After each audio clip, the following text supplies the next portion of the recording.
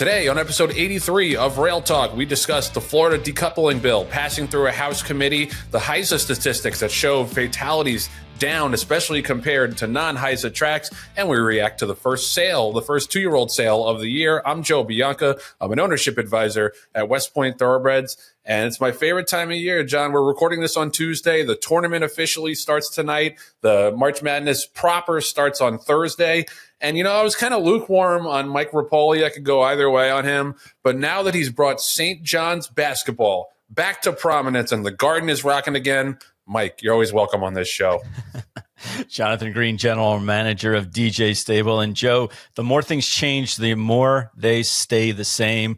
Lots of changes going on the horizon for horse racing. Good news with HISA. Interesting news going on in Tallahassee. But the thing that remains constant is that I am still leading in the major age contest.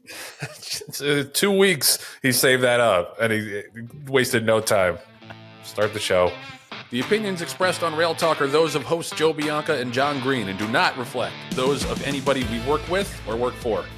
Rail Talk is sponsored by the Green Group, the #1 accounting firm in the horse business. No other CPA firm knows the horse industry like they do. Len and DJ have over 200 horses, won over 2,500 races. Green Group's got close to 1,000 clients in the horse business because they make the money and save them taxes. And there's a special offer for listeners of Rail Talk. There's a confidential, complimentary half-hour consultation in it for you where Len guarantees you'll get value. All you got to do is call him up at, what's that number, Michael Agresta? 732-634-5100. Green Group 732. Or go to greenco.com. Did I start dancing? Did I stop dancing before John did? I never can tell when the song is finally wrapped. But shout out to Michael, shout out to Len and everybody at the Green Group. It's a busy time of year. We're less than a month away from tax day. They can help you out. Go to greenco.com. But you don't have to take it from me. Listen to this satisfied customer and friend of the show, whose Clemson Tigers are a 5 seed in this tournament. Watch out for that 5-12 matchup, Mark. But best of luck to the Tigers. Mark Taylor will tell you all about Len and the Green Group and how they've helped him. We use the Green Group for all of our accounting. He's actually doing our son's. I just met with my son this morning, and the Green Group's working on his taxes. Well, what I found with the Green Group is that they approach accounting in a similar way to the way TaylorMade approaches serving our customers in the horse business. They're always looking for a better way, right? And they're looking to minimize your tax burden and communicate thoroughly. And really, because we're not experts in that area, we don't know anything about it. So we rely on them to help us use the tax code to the best of our ability. They're really looking with a goal in mind to reduce your tax liability as opposed to just processing taxes. And I've dealt with people that handled it that way, and this is much different. They live the horse business. Lynn is very active. Jon Green's very active. DJ Stable.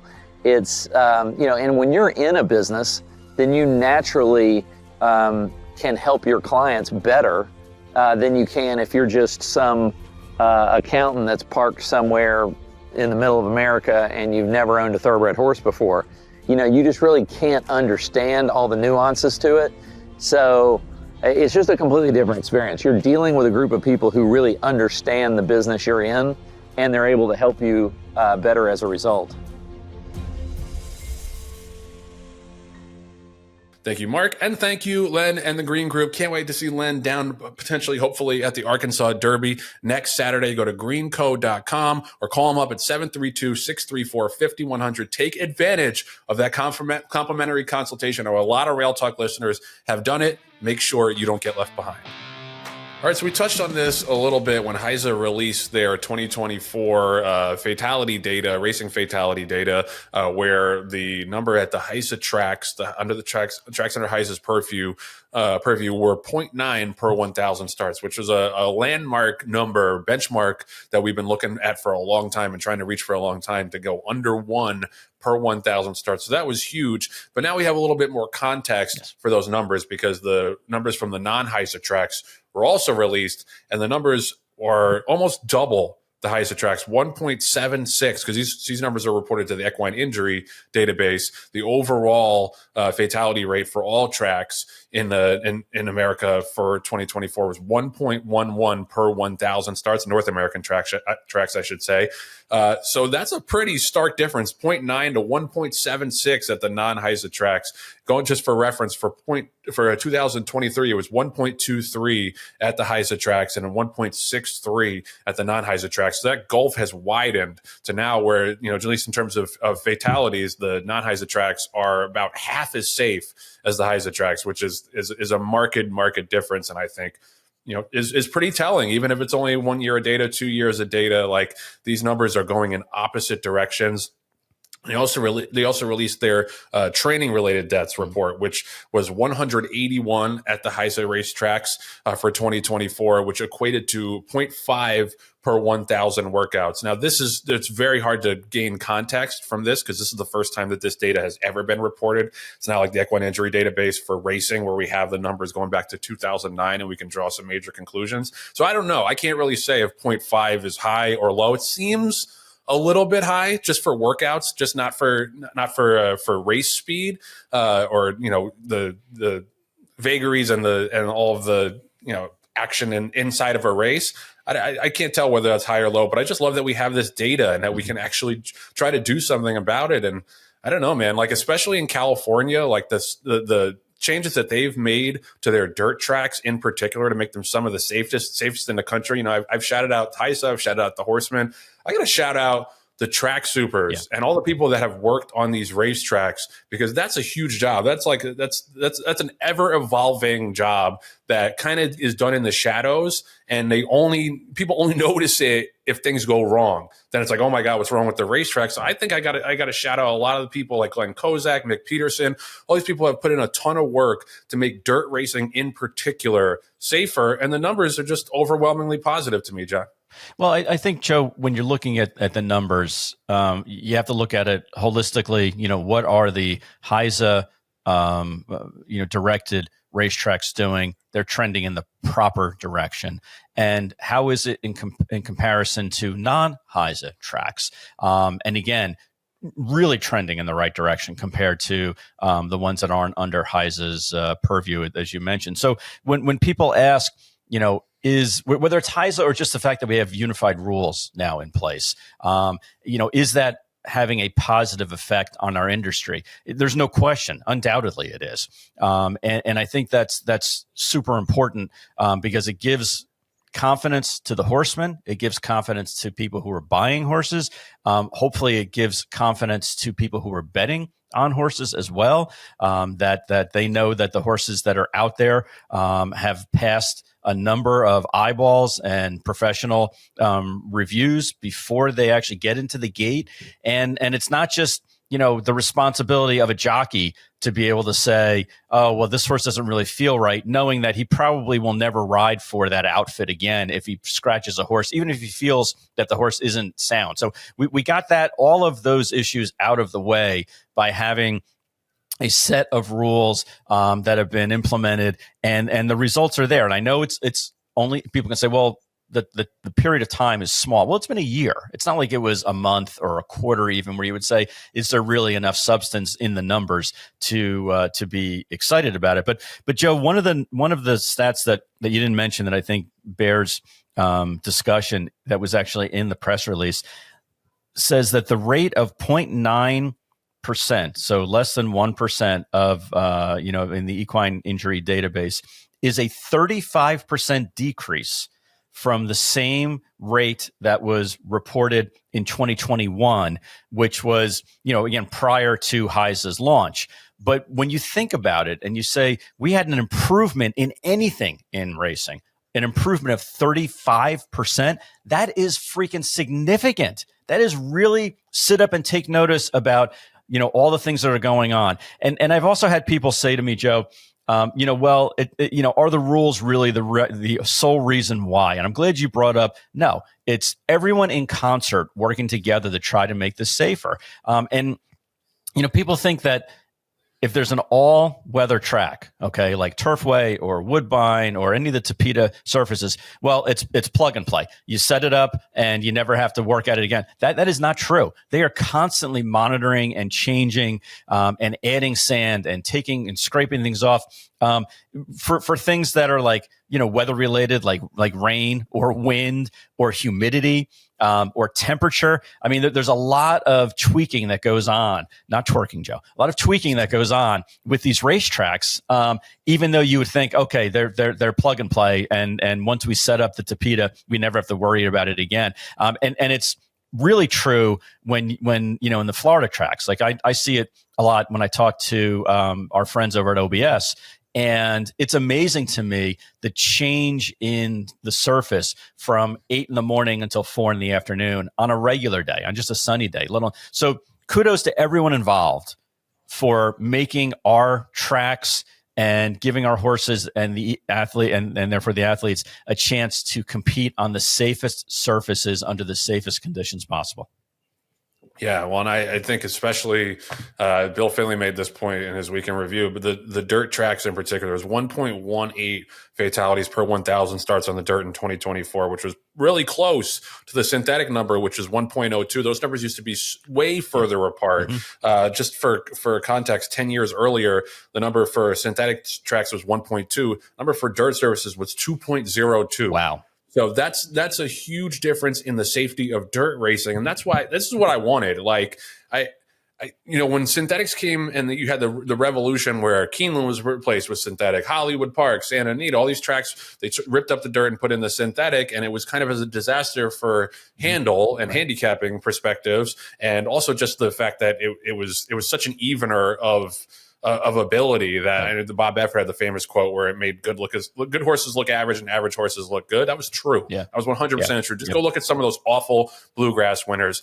So then the flip side is when they rip up all those synthetic tracks, it's like, well, now are we conscripting more horses to die by insisting on having dirt racing? And now it seems like that's not the case. With dirt racing getting safer and safer and safer, that was always my goal, was like, let's make dirt racing as safe as possible. Don't get rid of synthetics completely. Right. We want it as a third surface, but let's get to a point where dirt is on par, or at least close to on par with synthetic tracks. So we're not just making the game less safe because it pisses handicappers off to handicap synthetic races. So I think we're getting there. And I think that's a huge part of it. The other thing too is, and Bill mentioned this in his story, is like, there was, there's been some complaints, I think, from people like in my orbit as well, with horses, a lot of horses being scratched because of the HISA rules, and like whether or not that's having a negative effect on field size, and have they overcorrected and are becoming too careful and scratching horses for minor things. And I think that does happen from time to time, but I'm quoting from Bill's story here. Before the racetrack safety program was implemented, 11.9% of the horses entered were scratched. Since HISA took over, the number has shown only a modest increase to 12.7%. So it's not as if they're just scratching twice as many horses, hoping for the best. Right. It does seem like they're being pretty surgical with the horses that they're scratching. Not to say that they can't, not to say that the vets or HISA cannot make mistakes, but it's just not an arbitrary thing. Otherwise, the numbers would reflect that. Yeah, and I think, Joe, one of the things also that's a relatively new phenomenon that may be leading to additional scratches is that a lot of racetracks are adopting this 5-day in advance entry, 7-day in advance entry. So people have an opportunity to, trainers and owners have an opportunity to look at the overall scope of a race and decide whether or not they're going to run. Sometimes they decide they're going to scratch because it's just too hard of a race. Other times it's because they got a really bad post and they just don't want to have to try to run from the 12 hole. When on a turf, when the inner rail is out 60 feet, so really they're almost in the grandstand. So I think that also has something to do with the creeping up numbers of scratches. But I think overall, you have to be very pleased with the way that the horse industry has rebounded and taken care of its own, as far as making sure that first and foremost the priority is the safety of the athlete. Yeah, no doubt. And just to give you some more of the numbers just from the individual tracks, like Santa Anita had just one fatality from 2,579 starts in 2024. Wow. And in 2019, when they were at their nadir, they had 13 in that same time period. Del Mar, they had just one from 1,709 starts. This is on the dirt in 2024. So those are incredible numbers. That's as close to perfect as you can get. Yep. Also, just for 2024, the safest track was Horseshoe Indy. Shout out to the folks at Horseshoe Indy. Just 0.26 fatalities per 1,000 starts, from 7,601 starts, which is an excellent number. By contrast, Arizona Turf Paradise were the worst among HISA tracks with 1.57 fatalities per 1,000 starts. But even that was like just kind of the industry standard. That was like the number. That was like the baseline number not too long ago. So we've made so much progress on this, and I just think that number, the 0.9 between 0.9 and 1.76 between the HISA and the non-HISA tracks, is pretty telling over the course of a year. And it's not yet another reason why I hope the Supreme Court tells the anti-HISA folks to get lost. Rail Talk is sponsored by Epic Insurance Brokers, one of the nation's top retail insurance brokers, providing expertise across key lines of insurance, including property and casualty, employee benefits, and unique specialty insurance. Chris Moore, our guy, leads Epic's equine specialty practice. Saw him down at the Ocala sale at OBS March. Great to see him and his teammates down there. Always a pleasure catching up with Chris, and of course appreciate the support from Epic. Did you know many equine mortality policies renew around yearling sales times? And most of you listening are probably halfway through your policy. Halfway point is a good time to review your current insurance plan to make sure, is it working the way it's supposed to? Do you need to update horse values? Where do you stand on your deductible? I mean, with the 2-year-old sales happening, how will buying and selling impact your policy? Give Chris a call or shoot him a text at 317-650-4519. He's going to be in Ocala for the April sale again. If you want to do a sit down and do a review, he's always willing to talk horses and talk insurance. And we appreciate Chris and the team at Epic. One of our, it's obviously we love our sponsors, but we love this sponsor in particular because it brings us the Epic Performance of the Week. This week, thank you, booming voice, John's reaction. that was excellent. So this week's Epic Performance of the Week did not come on the racetrack. It came at the Ocala sale, and it belongs to our pal, my friend and yours, Eddie Woods. Shout out to Eddie Woods, who sold the $3 million gun runner colt, who topped the sale. He also had another $1 million horse sell at the OBS March sale. And it's obviously a great accomplishment no matter what, but what makes it even better, and I think more notable, is that Eddie's retiring soon. He's going to be retiring after the OBS April sale. I knew this for a while because we used to board a lot of our 2-year-olds and have a lot of our yearlings train with Eddie into their 2-year-old year. And then we heard that he was selling the farm and getting out of the game, and it's well-deserved. He's been doing this for like 40, 50 years. He's built an unbelievable team, an unbelievably successful enterprise. He knows racing and he knows the sales inside and out. So first off, congratulations to Eddie on his impending retirement. Very well deserved, but also what a way to go out with a bang. He's got one more sale, but even if this was the highlight of 2025 for him, pretty impressive to sell that $3 million colt, John. No question, Joe. And again, it couldn't happen to a better guy. I mean, Eddie is one of those guys where, don't ask him a question you don't want the answer to, because he will hit you right between the eyes, good, bad, or indifferent, with his honest assessment. And at first it took me aback a little bit, but Eddie is just one of those guys that, like, you can ask him about a horse and he will tell you yes, no. Here are the good things, here are the bad things, and then it's up to you to make the decision.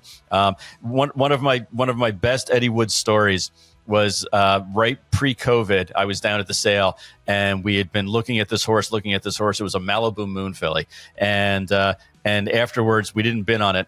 And he came up to me afterwards and he said, "I thought you liked that filly." And I said, "Yeah, I did, but just didn't have a good enough hind leg for me." And he looked me dead in the eye and he said, "You don't know what the you're talking about," and walked away. I had so much respect for him to say that to me. And I went back the next day and I was like, all right, show me what you mean. Show me what you're telling me about. And he did. He took the time to like show me what the confirmation was and basically be like, hey, here's things you can forgive and here's things you can't. And I will never forget that moment with Eddie Woods, because so many people in the business will tell you what you want to hear. Right. But Eddie's just very straightforward guy, and God bless him. I'm going to miss seeing him around the sales. But I'm so happy that he got not one but two 7-figure horses sold at the March sale. And the April sale, he told me he has an even better consignment, Joe. Wow. I might have to double up for epic performance of the week. Yeah. Yeah. Shout out to Eddie. He was one of my, so like at West Point, we have like each of us have like our people that we call like trainers for updates and stuff. Mark Cassie's one of them for me. And Eddie Woods was one of them for me. And you're 100% right. He gives it to you like it is. Yeah. You know, he's not going to dress it up and tell you all the horses are great if they're not all doing great. So he's one of a kind in that way. And it's not a mistake that he's built his consignment into one of the most trusted, biggest, most well-renowned in the sales industry, which is not easy because there's a lot of, give and take, push and pull, a lot of like word of mouth, that kind of thing. Eddie's done it and his team is great. And shout out to Eddie for the success last week. Can't wait to see what they do at April. 3 million, 1 United States, 3 million, 1, 3 million, 1, and 3 million, 100,000, 3 million, 1 million, 3 million, 1, 3 million, 1 million and a half. Mark. Rail Talk is sponsored by Facing Tipton. Facing grads have success all across the country, all across the calendar, and they had some over the weekend on that Virginia Derby card over at Colonial Downs. John, tell us about it. Well, Joe, we didn't even get to mention the big racing weekend at Colonial Downs, but in the Virginia Oaks, the winner was Fondly, who was a $50,000 Facing Tipton October purchase. Coincidentally, bred by Brary Jones Airdrie Farms, so just a little cross-pollination there from a couple of our sponsors. So when you sponsor us, good things happen. Ipso facto, as Julia would say. And then in the 1-turn mile and an eighth Virginia Derby, Joe, the second place horse, Render Judgment, was a $310,000 Facing Tipton July graduate. So good horses from the Facing Tipton yearling sales. Doesn't matter which one. There are graded horses at all of them. Yeah, no, great point. And yeah, like the Saratoga sale gets most of the attention for the yearling market, but Facing July and Facing October, I've said this for years, are great places to find somewhat diamonds in the rough that aren't going to sell for 7 figures. Obviously, Torpedo Anna comes to mind, $40,000 Facing October grab. But we see it all the time, especially from those two sales, horses that did not cost an arm and a leg, having great success on the racetrack. Obviously, we've got the digital sales coming up. The March digital sale closes today, so this info is no good for you right now. But the April digital sale is right around the corner. April 3rd through the 8th. Entries close March 24th, so still time to get involved there. Then the May digital sale is May 8th through the 13th, and that'll take us to the Mid-Atlantic 2-year-olds in training. The crab cake sale down in Timonium, Maryland, May 19th through the 20th. The Undertax show is May 13th through the 15th. Get involved, whether it's in the brick and mortar sale or in that increasingly popular and influential digital sales rate. Yeah, Joe, we got to get this show packed up pretty soon because I'm actually bidding on a horse in the, that's right, in the digital sale. So I can say it now because it's going to be after the fact, but it's HIP 41, a Justify filly, a yearling selling from Hillendale. So I fingers crossed. Right now we're in the lead. Go get him. All right, so some less good news than the last segment. The Florida House Committee that was considering the decoupling bill, which is obviously supported by the Stronach Group, in all likelihood with intention of getting rid of their obligation at Gulfstream Park eventually. The bill passed the committee, the Florida House Committee that it was being considered in. It's the bill is HB 105. It now will go to the full Florida House for a vote. After that, it would go to a Senate committee and then the Senate for a vote if it passed out of committee. The bill is sponsored by Republican Adam Anderson, and there were some interesting quotes in the story between him and some of the representatives that were asking like what is to become of Florida racing if this bill passes. There were some changes to the bill made, some like minor concessions, if you can call them that. There's a provision that tracks must continue to race until 2030 if the decoupling bill passes, because if the Stronach Group or anybody else running a racetrack intends to close the tracks, they have to give the state a 3-year notice, and that notice can't be submitted before July 1st, 2027. So Is that just a little ride on the Titanic, as some of the opponents of the bill has said, or is this enough time for the state and the racing business in Florida to come up with alternatives?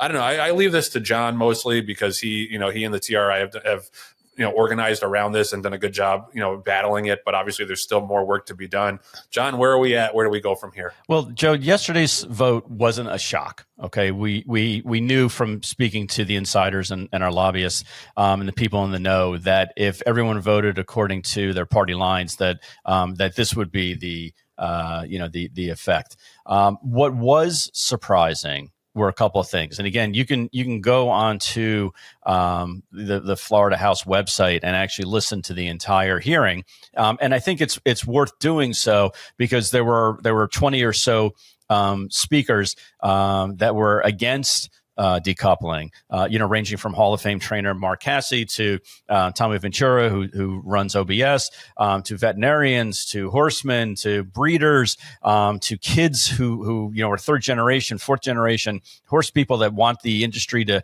continue to live on in Florida, and they were impassioned with their pleas as far as this isn't just a matter of decoupling a racetrack so they can build a bigger casino. This is basically a death knell for Florida racing and Florida breeding. And I think that I'm not going to go through all 32 pages of the bill because it's going to put everyone to sleep. But there are some important points, talking points that I think that our listeners should understand. Number one is that, in no particular order, and number one is that basically what this bill is asking to do is to divorce themselves from horse racing. And the whole point of allowing the first group to have slot machines in the first place was with the provision that they would offer live racing. So basically what they're saying is, okay, well, this deal, horse racing, got us to the dance. Now that we're at the dance, we're going to pick a prettier partner to go home with. Is basically what they're trying to do. They're trying to divorce themselves of our industry. Number two is that, and this is in the amendments portion that's different from the first bill to the one that was voted on yesterday, is that basically they are trying to kill off altogether the Florida Thoroughbred Breeders and Owners Association, the FTBOA. They're basically saying there's no need for it anymore, that the FTBOA has done nothing good with any of the monies that have come in.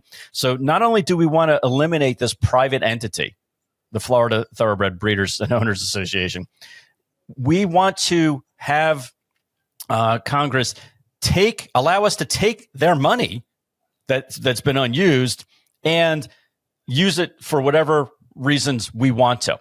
So they're looking for Congress to eliminate a private business, take their money out of their coffers, whether it was from the state or just monies that they've raised over the years, and give it to First Group to use as they please. I mean, that to me was a huge thing that is being asked, within this bill. They're also putting in there that they don't want to have to talk to the horsemen anymore, that basically, we're exempt from any requirement of any agreement whatsoever with the horsemen, which right now they currently have to talk to the horsemen about things like purses and races and condition books, things like that. And Joe, the other thing is that if all these rules that we're putting into place, including like we can't have another competitor within a certain window of time. We can't have another competitor within a certain radius.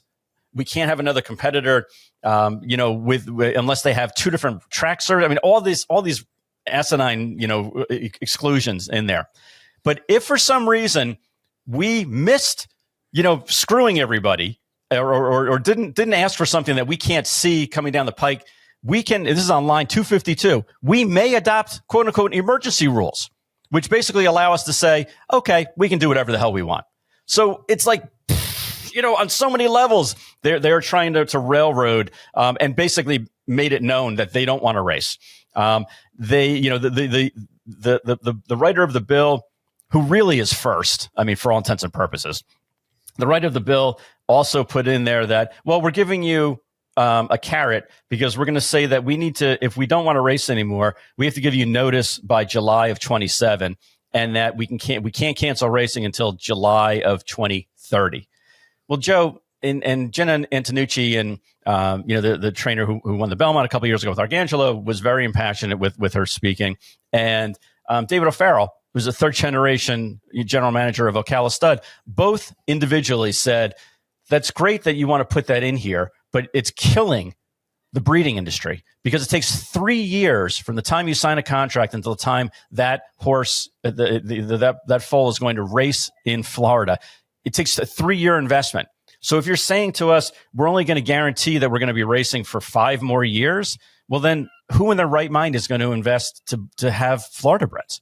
It just doesn't make sense. You're not going to be able to start and finish the horse's career at best by Florida, in Florida racing. So there were other things in there, like they put in that, that we're going to give a guarantee to the stud farms for the first $100,000 of stud fees, basically, if they stand a stud, and that's asinine because who's going to breed a horse in Florida? Who's going to want a Florida bred if they can't, take advantage of Florida restricted races or bigger purses just for Florida bred? So the whole thing, needs to be worked on. I took offense to the fact that Johnson, who supported this bill, came in at the very end and said, "Hey, we talked to horsemen in the industry, and this is the thing we came up with, and we're really disappointed that that horsemen opted to hire lobbyists instead of coming to us." You know what? Every single time we've been in a meeting with Florida racing, and I can say this with all sincerity, and from my time on the Florida Horsemen's group, that every single time we met with management, they either lied to us or basically didn't give us the time of day as far as what our suggestions and what our recommendations were. So to say that, like, hey, why didn't you follow the same pattern that you've done for the past 15 years of trying to work with us and us ignoring you altogether? Gee, I wonder why that is. I wonder why instead we decided to take a different strategy and different tactics. So overall, were we surprised that we lost yesterday? No. But as Damon Thayer has said to us before, this is just like inning 3 in a 9-inning game. And it doesn't really matter which, if any of the innings we score a run, because if we do score, then this is going to all get quashed. Interesting perspective. I saw that they also put in a clause that allows first or any operator to transfer the racing license somewhere else, right? If like quote unquote, like it works better for their business model. I don't know. Like, is that helpful at all? Because I think in the case of Maryland, like first could not wait to get rid of their racing obligation and turn it over to the state. Like, is that helpful at all? I think it's helpful for them because I think, Joe, you're right that they did put in the provision that they have the ability to transfer it. But if you read through the finer print, they have the ability to transfer it, but it has to be within a certain radius and of miles, and it also has the facility has to have 1,000 stalls at a minimum and horse stalls at a minimum, and also 2 separate race surfaces with certain degrees of radius and wideness. So when you look at how that is, either it's going to cost somebody like $100 million to build that somewhere in Florida, or it's only Palmettos. And guess who owns Palmettos? Yeah. So it's a self-fulfilling prophecy. I mean, these guys aren't dumb. They're not stupid. I mean, they're very, very, practical and calculating, I guess is a better word for it, as far as how they're wording things in the bill. But what needs to be done, aside from the 20-something people that did show up yesterday and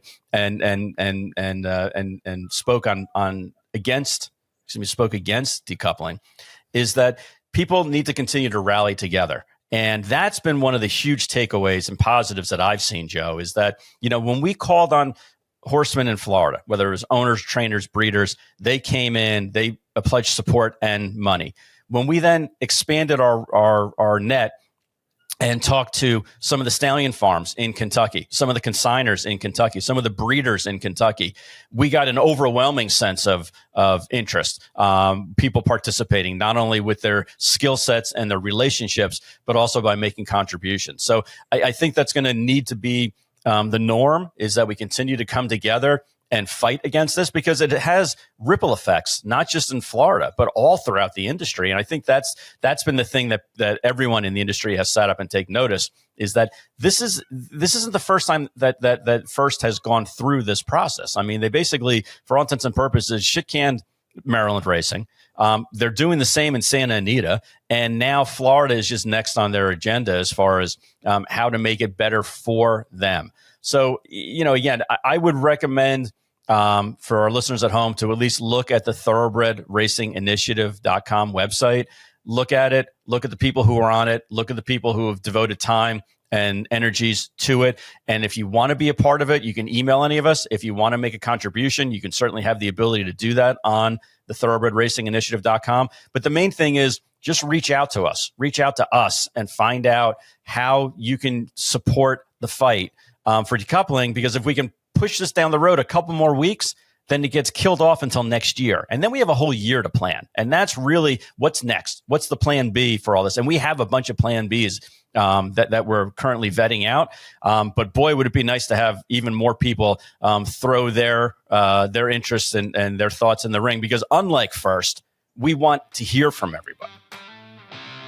Rail Talk is sponsored by TaylorMade Farm. Shout out to TaylorMade Farm. Shout out to, as I mentioned, Mark Taylor and those Clemson Tigers. Good luck in the tournament. TaylorMade, they do it all. Sales, stallions, boarding, partnerships. They really can help you pretty much in any corner of the industry that you want to get involved in. Obviously, their bread and butter, so to speak, is the yearling sales. And if you're still making decisions on where to put your yearlings for the 2025 sales, you don't have that much time left. So definitely reach out to TaylorMade so they can help you find the best place where your horse will be most marketable, because they've done it for all of their clients. They've done it for John and DJ Stable over and over again. And, we obviously appreciate all that they do in the business, because, when you're with them, your family, like the Taylor family's big, but they've made it even bigger by embracing all of their clients as if they're part of the Taylor family. And John, I think you've experienced that firsthand. Well, I mean, I feel like, they're akin to family, even better because they're actually nicer than my family.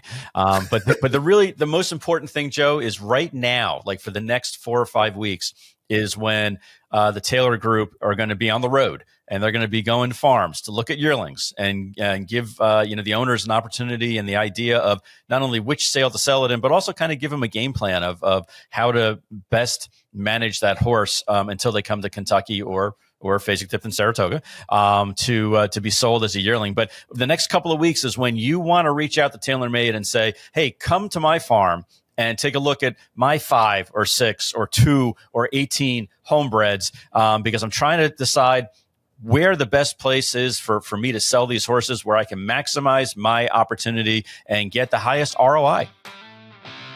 Thank you very much to Natalie Voss for the hat. We forgot to tell you that John does not know how to wear hats before you sent them. But trust me, I'm going to have mine on for the next episode, and you'll see I know a proper way to wear a hat. So thank you, Natalie. Not only were you a great guest, but you sent us swag. Yep, we love it. We love it. What more can we ask for?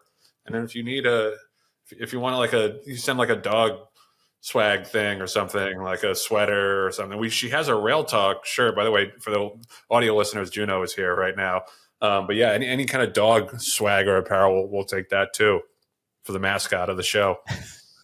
So thank you to Samantha Perry and to our friend Dan Torgman last week for stepping in and doing the Mage Rage Derby contest update. Now, there is no update this week because there were no points races last week, at least any that we had horses in. But we still want to shout out our friends at Airdrie Stud and Mage from that Good Magic line out of a blue hen mare in Puka. Like, if you haven't bred to him yet, like, what the hell are you thinking? He's got all the makings of becoming a superstar stallion. He's at a reasonable price for the moment. Obviously, the 149th Kentucky Derby winner. He's an immensely likable horse. Won a pretty strong renewal of the Derby as well, and did it as a lightly raced horse. So precocity is another thing that he's going to most likely lend to his progeny, as Good Magic did to him and to many others. So this is a way to get in on a 5-star family at an early stage before he blows up, and he's going to blow up as a stallion. So shout out to Mage, shout out to our friends at Airdrie. So what's coming up this weekend? So we got 2 major Kentucky Derby preps. at the Louisiana Derby and the Jeff Ruby Stakes, STEAKS, I have to mention that, which now has a $777,000 purse. Shout out to Jeff Ruby. There's no better marketer in horse racing than Jeff Ruby. We're looking forward to those races. So there's going to be a little bit of action. John has built. Oh, yeah, let's do the standings real quick before John gets really upset that I don't reiterate that he's in the lead by a good margin. So John is ahead at 15.2 points. Sam is in second at 11.75. Michelle is third at 8.9. Dan is fourth at 4.775. We couldn't round it up a little bit. We're gonna have like pi level decimals by the end of this contest because it's John's rules. And then some guy I've never heard of is in last at 3.25. We won't talk about that. So John has built in the Louisiana Derby. And who has poster?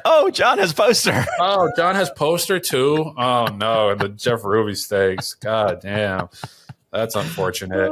All right. Well, Aaron Dre Stud, you guys got to know I love you, that I continue to do this segment, even though John is becoming increasingly insufferable about it with his lead. And also breaking news, your boy will be down at Fairgrounds for the Louisiana Derby on Saturday. West Point has Yinzer running in the Louisiana Derby. It'll be a bit of a long shot, but he's got a chance. I've never been to Fairgrounds before. I've been in New Orleans a bunch, never Fairgrounds. So I'm flying in for 24 hours. Hope to see all the West Point partners there. Exciting day of racing. They do an unbelievable job at Fairgrounds with those cards. So yeah, see everybody down in the Big Easy. So I have a surprise for my friend Joe. It's my surprise face. You're surprised. So we bought probably one of our most expensive horses last year is a Yalpon filly. And we kept, and when we bought her, Cassie was like, she's the freaking queen. That's exactly what we wanted. That's what we wanted her to look like. So I looked up all of these Greek and Roman goddesses to see who the queen of, and Juno is the queen. It's like the mother of the gods. So we named that filly Queen Juno. Oh, let's go. Now, I had named her before you named your puppy, but we're going to say for purposes of this experiment that we named her after your dog. You're famous. Yep. Yeah. Yeah. She does. And the long legs. I meant to get a picture of her. I will get you a picture of her, but Queen Juno you can put in your stable mail. Hell yeah. That's exciting, babe. Yeah. Yep. So you have to keep her because otherwise I'd have to change the name. All right, so that's going to do it for episode 83 of Rail Talk. This was fun. Don't forget, next week we have our little expansion, contraction, whatever kind of draft you want to call it, free agency. We got a little free agency thing going on for the Mage Rage Derby contest next week where we can chuck 3 of our horses and pick up 3 new ones, and God knows, nobody needs that more than I do. So I can't wait. I'm counting down the days. And it'll also be great to see Sam and Michelle and Dan and the whole crew. So look forward to that next week. Look forward to seeing me at Fairgrounds. If you're down for the Louisiana Derby, come say hello. Let's go Yinzer. Also want to remind you to subscribe to the show. Oh, yeah. Smash that button. Smash that button on YouTube, Apple Podcasts, Spotify. We're close. I don't want to spoil it. We're close to 20,000 subscribers on YouTube. So that's huge numbers. The ratings have been great. So appreciate you all for tuning in. Also want to give a special shout out to Braxton Roan, friend of the show. Yay, Braxton. Yeah, let's go, Braxton. Yeah, if you subscribe to the show, you might get a special shout out from me. Like it's what more could you possibly ask for? Shout out to Braxton for listening to the show and bringing his passion to our subscribership, if that's a real word, and viewership. So appreciate you all. If you haven't done it yet, please go subscribe. Thank you to Jon Green. Thank you to our producer, Patty Wolf, and our associate producers, Julia Gresta and Nathan Wilkinson. We'll see you next week back here on Rail Talk.